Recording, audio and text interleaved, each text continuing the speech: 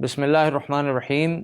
سارے پاکستان میں social media users کو معلوم ہو گیا ہے کہ کامسٹ یونیورسٹی اسلام آباد کے انگلش کے پیپر میں بہن بھائی سے متعلق کیا سوال دیا گیا تھا۔ رسپانس ویڈیوز بھی بن گئیں جن میں سے چند ہی سنجیدہ تھیں اور باقی سب کو ویوز کے لیے ایک اور موقع مل گیا، اور جو بات کانوں میں نہیں پڑنا چاہیے تھی وہ ہر ایک تک پہنچ گئی۔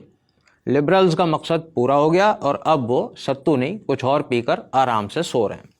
عوام کو اور خواص کو بھی اس بات کا خیال رکھنا چاہیے تھا کہ ایسی واہیات بات ہماری نسلوں کے کانوں میں نہ پڑتی، بحث میں نہ آتی۔ ہر چیز جو آپ کے سامنے آتی ہے اسے شیئر کرنا یا پبلک کے سامنے رکھنا نہ آپ پر فرض ہے نہ واجب ہے۔ آپ کی ذمہ داری یہ ہے کہ جو لوگ اس حوالے سے کام کر سکتے ہیں انہیں اطلاع دیجئے، وہ چیز بھیجیے تاکہ وہ اس پر کام کریں اور ہر چیز ہر ایک کے سامنے نہ آئے۔ اب کیونکہ بات کھل گئی ہے تو ہمیں بھی بات کرنا پڑے گی۔ اب مرچ مسالے کے بغیر کڑوی اور سچی باتیں سنیں۔ جو سوال پرچے میں دیا گیا تھا وہ سائیکالوجی سے متعلق ہے۔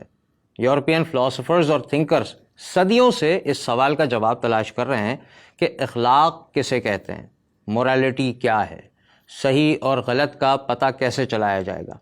اس حوالے سے ایڈم اسمتھ، ڈیوڈ ہیوم، کانٹ اور بہت سارے نام آتے ہیں۔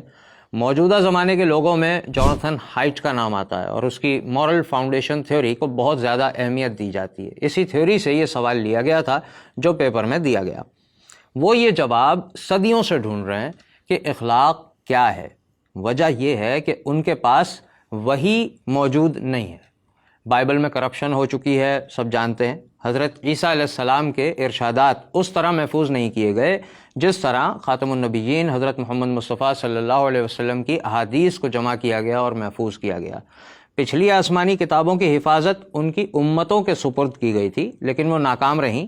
قرآن کی حفاظت کی ذمہ داری اللہ نے لی اور اس میں آج تک ایک حرف کی بھی کوئی تبدیلی واقع نہیں ہوئی۔ ہم مسلمان اپنی اخلاقیات اللہ اور رسول صلی اللہ علیہ وسلم سے لیتے ہیں۔ جن کے پاس وہی نہیں ہے اور جو آخری نبی پر ایمان بھی نہیں لائے ان کا بھٹکتے پھرنا بالکل لاجیکل بات۔ ظاہر ہے کہ صحیح کیا ہے اور غلط کیا ہے یہ وہی بتا سکتا ہے جو تخلیق کرنے والا ہو۔ ہمارے پاس خالق کا بتایا ہوا صحیح اور غلط کا مکمل ڈیٹا قرآن و سنت کی شکل میں موجود ہے۔ مسلمان جانتا ہے کہ حضور صلی اللہ علیہ وسلم کی سیرت ہی اخلاق ہے۔ سورہ قلم میں حضور کے بارے میں یہ ارشاد ہوا کہ بے شک آپ عظیم اخلاق پر ہیں۔ کیا سمجھے؟ وحی کی ہدایت اگر پاس نہ ہو تو بھٹکتے ہی رہ جاتے ہیں۔ ہمارے پاس تو مسلمانوں کے پاس وحی موجود ہے۔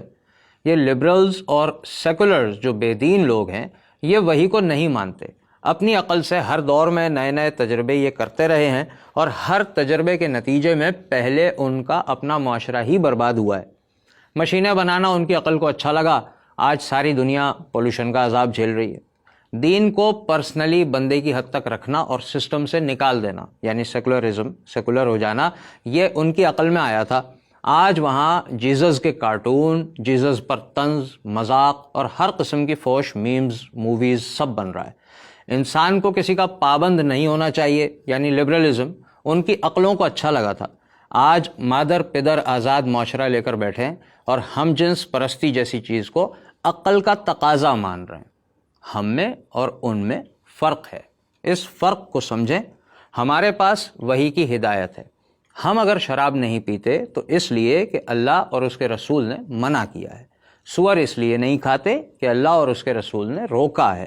رشتوں کا احترام ہم اس لیے کرتے ہیں کہ اللہ اور اس کے رسول کا حکم ہے۔ ہمارے لیے عورت اور مرد محض جسم نہیں ہے، ان کے بیچ کا رشتہ تعلق کے حلال یا حرام ہونے سے ثابت ہوتا ہے اور وہ تعلق اللہ اور اس کے رسول کے بتائے ہوئے اصولوں سے بنتا ہے۔ پھر ہمارے ملک میں ایسا سوال کیسے پوچھا جا سکتا ہے؟ قصور ہمارا ہی ہے۔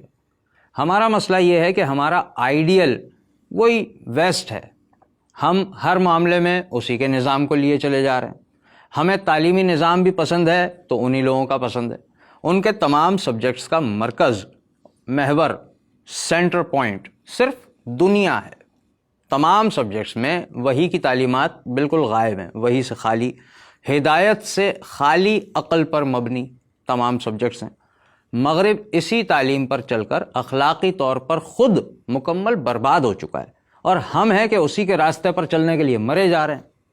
ایک آدمی اگر 10 منزلہ بلڈنگ سے چھلانگ لگا دے اور اس کے پیچھے اسی طرح ایک دوسرا آدمی بھی چھلانگ لگا دے اور دوسرا آدمی یہ سوچے کہ اس کا انجام پہلے والے سے مختلف ہوگا، تو پھر اس سے بڑا بے وقوف کون ہوگا؟ وہ بے وقوف ہم ہیں۔ کریکولم ڈپارٹمنٹ میں زیادہ تر ایسے ماہرین کو رکھا جاتا ہے جو مغرب زدہ ہیں۔ وہ دین کو، ہمارے نظریہ اخلاقیات کو، گناہ کو، ثواب کو، آخرت کو، سنت کو، ان سب چیزوں کو نصاب سے نکالنا ضروری سمجھتے ہیں۔ یہ واقعات ہوتے رہیں گے۔ کیوں؟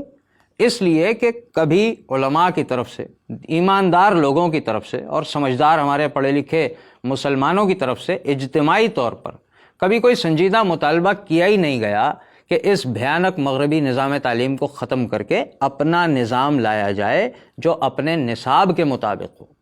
اس مطالبے کے ساتھ کون کھڑا ہوا؟ کوئی بھی نہیں۔ کتنے دھرنے ہو گئے، کتنے احتجاج ہو گئے کہ ہماری نسلوں کو تعلیم کے نام پر تباہ نہ کرو۔ ہم اگر چاہتے ہیں کہ ایسے واقعات نہ ہوں تو مغربی نظام تعلیم کے خاتمے کے لیے سنجیدہ اجتماعی کوششیں کرنا ہوں گی۔ حیرت ہے کہ مہنگائی کے خلاف کھڑے ہو جاتے ہیں، بے حیائی کے خلاف ہم کھڑے ہو جاتے ہیں، کرپشن کے خلاف ہم چیخیں مارتے ہیں، دھرنوں کو بھی سپورٹ کرتے ہیں، احتجاج بھی بھرپور کرتے ہیں، لیکن اس تمام فساد کی جڑ یعنی مغربی نظام تعلیم کے خلاف کھڑے نہیں ہوتے۔ اور جب پھر اس قسم کا کوئی واقعہ ہو جاتا ہے تو سارا سوشل میڈیا بھر جاتا ہے جناب، اور آوازیں اٹھنے لگتی ہیں، شور ہو جاتا ہے، اور یہ شور بھی 1 سے 2 دن کا ہوتا ہے، اس کے بعد سارا احساس ختم ہو جاتا ہے۔ بنیاد وہیں کی وہیں رہتی ہے، وہیں سے فساد مستقل پھیلنے میں کامیاب ہوتا رہتا ہے، اور ہم اگلے نئے آنے والے واقعے کا انتظار کرتے رہتے ہیں۔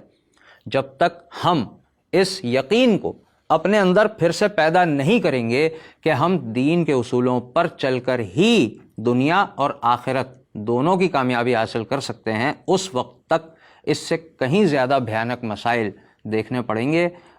لہٰذا اگر آپ اپنے کاروبار سے، نوکری سے، فری لانسنگ سے کچھ وقت نکال سکیں اور PSL وغیرہ اگر آپ کی جان چھوڑ سکے تو رشتوں کی حرمت کو یقینی بنانے کے لیے کھڑے ہوں، کیونکہ معاملہ اب ہمارے گھروں تک پہنچ رہا ہے۔